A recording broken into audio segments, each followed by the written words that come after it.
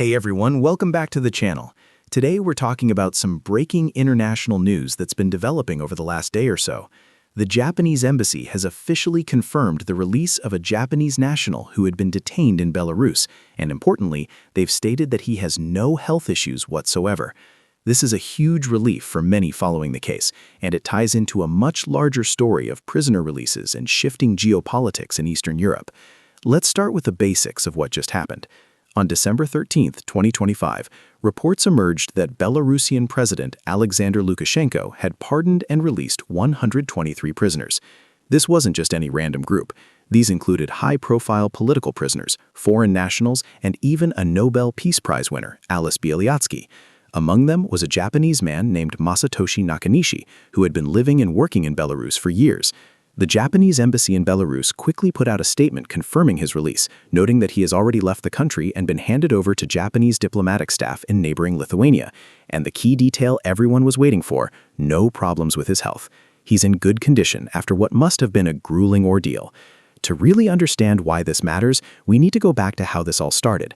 Nakanishi was a Japanese language teacher at an institution affiliated with a university in Gomel, a city in southeastern Belarus near the border with Ukraine.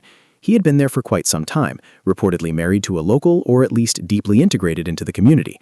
But in July 2024, he was suddenly detained by Belarusian authorities on suspicion of espionage.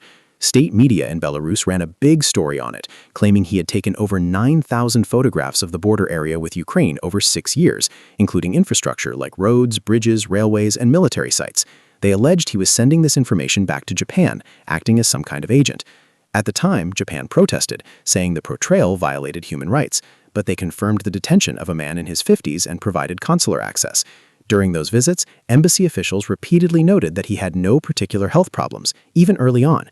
The case moved forward quickly by Belarusian standards, and in March 2025, a court in Minsk sentenced him to 7 years in prison plus a fine for espionage-related charges, specifically something like agent activity under their criminal code.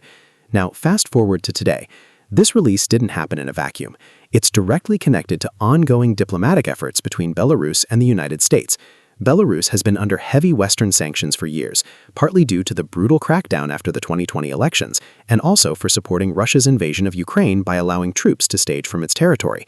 One big sanction hit their potash industry, which is a massive export earner for fertilizer. Reports say that in exchange for lifting some of these U.S. sanctions on potash, Lukashenko agreed to this large-scale prisoner pardon. U.S. officials, including envoys close to the Trump administration, have been involved in negotiations, and this batch of 123 is seen as part of that deal. Many of the released prisoners were sent to Ukraine or Lithuania.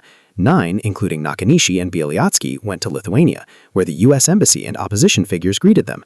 The rest, mostly Belarusians, were handed over at the border with Ukraine. It's a mix of political activists, foreign nationals from various countries, and even some Ukrainians. Human rights groups like Viasna have been tracking this, and while they welcome the releases, they point out there are still over 1,000 political prisoners left in Belarusian jails. For Japan specifically, this is a quiet diplomatic win. Relations with Belarus aren't hugely prominent, but detaining a citizen on spy charges always raises tensions. Japan stayed measured throughout, providing support without escalating publicly too much. The fact that Nakanishi's health is confirmed good is especially reassuring, because we've seen in other cases how detention conditions in Belarus can be harsh, leading to weight loss or worse for some prisoners. What does this mean going forward? It signals that Belarus is looking for ways to ease isolation, particularly with the U.S., by using prisoner releases as leverage. We've seen smaller batches earlier in 2025, but this is one of the largest. For the Japanese man, it's the end of a nightmare. He's free, healthy, and out of the country. But it also highlights how ordinary expats can get caught in geopolitical crossfires, especially in sensitive border areas. Overall, this story blends personal relief with big-picture diplomacy. A teacher accused of spying walks free, a Nobel laureate is reunited with supporters, and sanctions shift a bit. It's a reminder of how interconnected global politics are these days. What do you think? Is this a genuine thaw or just pragmatic deal-making? Let me know in the comments.